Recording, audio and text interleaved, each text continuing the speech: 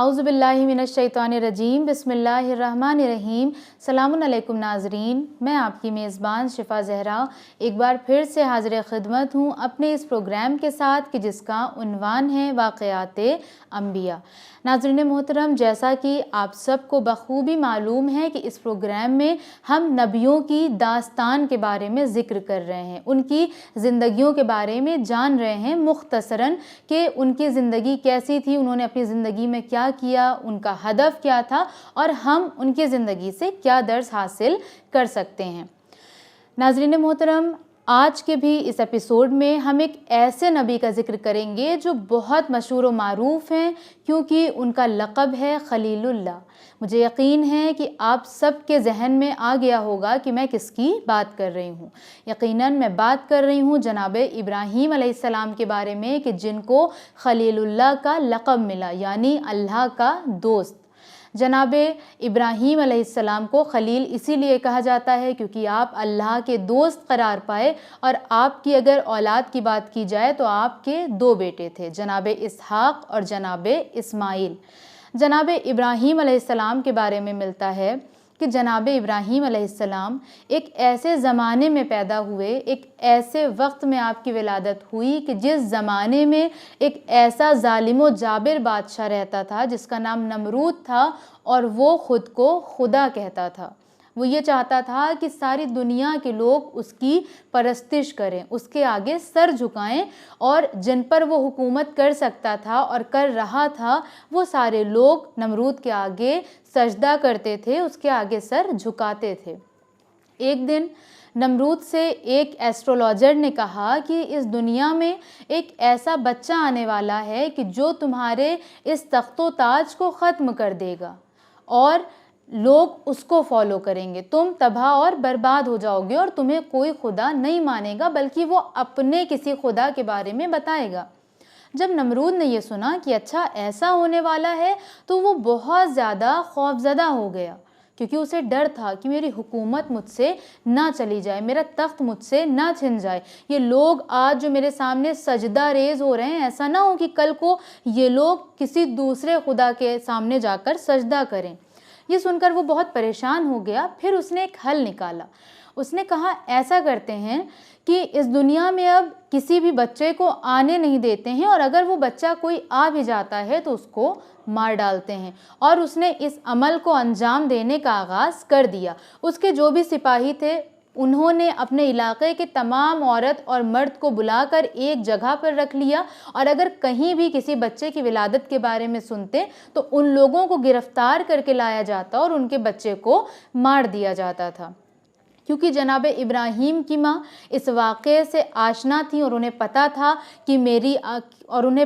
कि मेरी आगोश में भी अनकरीब एक बच्चा आने वाला है, लिहाजा जनाब इब्राहीम अलैहिस्सलाम की माँ ने अपने बच्चे की हिफाजत की खातिर उस एरिया को छोड़ दिया और एक गुफ़े में जाकर पनाह ले ली और आप वहाँ पर तब तक रहीं जब तक कि जनाब इब्राहीम अलैहिस्सलाम 13 बरस के नहीं हो गए। जब जनाब इब्राहीम 13 बरस के हो गए तो आप जनाब इब्राहीम को उस गुफ़े से लेकर वापस आ गई क्योंकि यहाँ पर भी माहौल बिल्कुल सही हो चुका था और नमरूद को भी ये लगने लगा था कि अगर इस दुनिया में कोई बच्चा ऐसा आने वाला होता तो अब तक वो मेरे ख़िलाफ़ खड़ा हो जाता और मुझे ये लगता है कि वो बच्चा शायद मर चुका है या इस दुनिया में आया नहीं है, एस्ट्रोलॉजर ने मुझे गलत बताया है। बहरहाल उसने जो भी सख्तियाँ अपने टाइम में की थी 13 बरस पहले, उसने उन तमाम सख्तियों को हटा दिया जिसकी वजह से जनाब इब्राहीम की माँ जनाब इब्राहीम को लेकर जो कि 13 बरस के हो गए थे वापस आ गई। जनाब इब्राहीम अलैहिस्सलाम के जो बाबा थे वो इस दुनिया में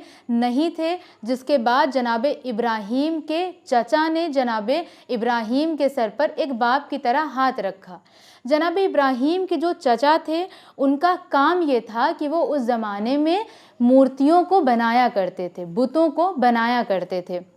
और एक दिन उन्होंने जनाब इब्राहीम अलैहिस्सलाम से कहा कि इब्राहीम इस बुत को लेकर जाओ और बाज़ार में बेच कर आओ। जनाब इब्राहीम ने उस बुत के गले में एक रस्सी बांध दी और उसको खींचते हुए ले गए बाज़ार में और वहाँ पर आप कहने लगे कि ऐ लोगों आओ और इसे ख़रीद लो कि जिससे तुम कुछ बोलोगे तो ये तुम्हें जवाब नहीं देगा, कुछ मांगोगे तो ये तुम्हें नहीं देगा। جب ان لوگوں نے یہ دیکھا تو فوراً ہی آ کر جناب ابراہیم کے چچا سے شکایت کی اور کہنے لگے کہ اپنے بھتیجے کو روکو، یہ کیسی حرکتیں کر رہا ہے۔ جب ان کو یہ پتہ چلا جناب ابراہیم کے چچا کو تو وہ بہت ناراض ہوئے اور اس کے بعد سے دوبارہ کبھی بھی جناب ابراہیم کو انہوں نے اپنے کام میں شامل نہیں کیا ہے۔ لیکن جناب ابراہیم ہمیشہ اس چیز کے خلاف تھے کیونکہ وہ پروردگار عالم کی وحدانیت کی طرف لوگوں کو دعوت دے رہے تھے اور ہمیشہ اس چیز کا بائیکاٹ کرتے تھے کہ اس چیز کی پرستش تم لوگ کیوں کرتے ہو کہ جس سے تم کوئی سوال کرو تو جواب نہیں دے گا،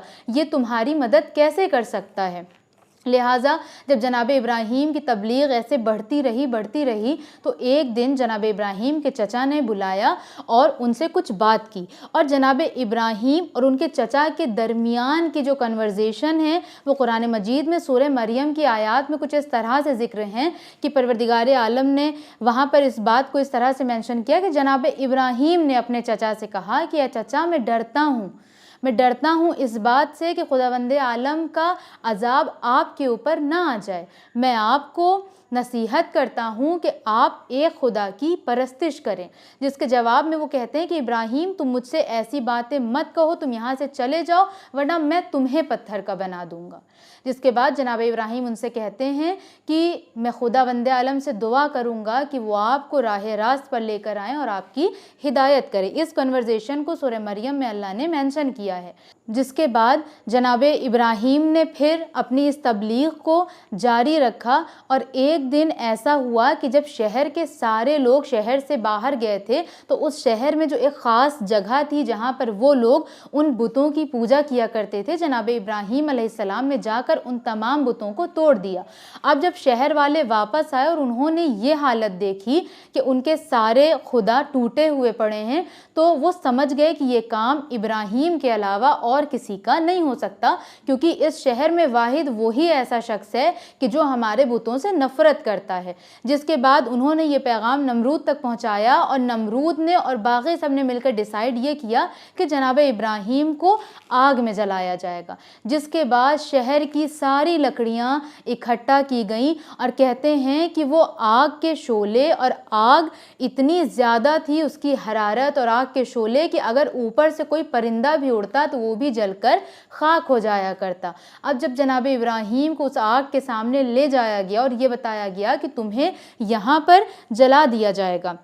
اچھا، ایک لمحے کو یہاں پر ہم اور آپ اگر یہ سوچیں، ہم لوگ اپنی چھوٹی چھوٹی سی پریشانیوں میں کتنا پریشان ہو جاتے ہیں، لیکن آپ یہاں پر جناب ابراہیم کے بارے میں سوچیں کہ جناب ابراہیم تنہا ہیں، کوئی ساتھ دینے والا نہیں، کوئی مدد کرنے والا نہیں۔ آگے آگ ہے، آپ کے سامنے آگ ہے، پیچھے دشمن ہیں، نمرود سامنے کھڑا ہے، اس کا بس نہیں چل رہا ہے کہ وہ جناب ابراہیم کو کتنی اذیت پہنچا دے، لیکن جناب ابراہیم بہت اطمینان سے کھڑے ہیں، بہت ہی صبر کے ساتھ کھڑے ہیں۔ کیونکہ انہیں اپنے رب پر بھروسہ ہے، اور یہ جناب ابراہیم کا بھروسہ ہی تھا کہ قرآن مجید نے یہ آواز دی کہ یا نار کونی برداً و سلاما، کہ جناب ابراہیم سے کہا کہ اس آگ کو حکم دو، یہ آگ تمہارے لیے گلزار میں تبدیل ہو جائے گی، اور ایسا ہی ہوا۔ جناب ابراہیم کے لیے وہ آگ گلزار میں تبدیل ہو گئی، اور وہاں جتنے لوگ کھڑے تھے، ایون نمرود بھی، وہ سب دیکھ کر حیران و پریشان ہو گئے کہ ایسا کیسے ہو سکتا ہے۔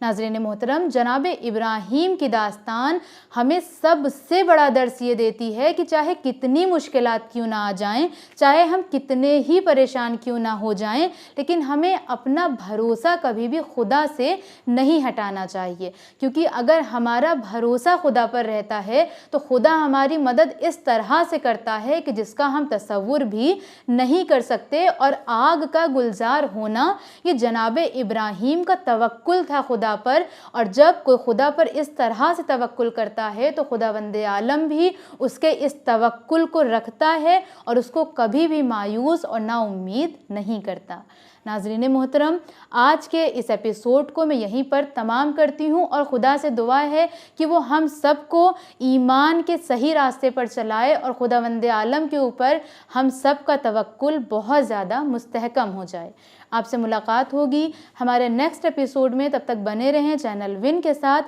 والسلام علیکم ورحمۃ اللہ وبرکاتہ۔